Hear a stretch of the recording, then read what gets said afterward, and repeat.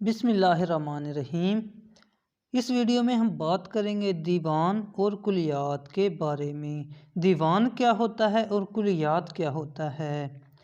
دیوان اصطلاح میں دیوان کسی شاعر کی تخلیقات کے اس مجموعے کو کہتے ہیں جس میں حروف تہجی کے اعتبار سے ردیف وار کلام شامل ہو۔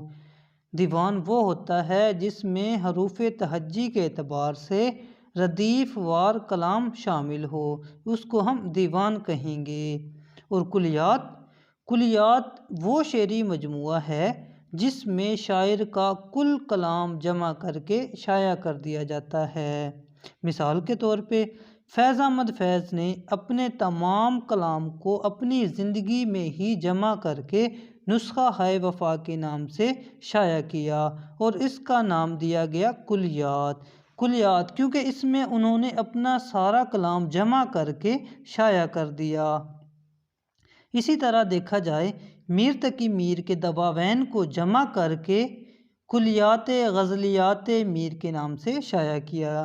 اور اسی طرح اگر دیکھا جائے حسرت موہانی کے جو دواوین ہیں ان کو جمع کر کے کلیات حسرت کے نام سے شائع کیا گیا۔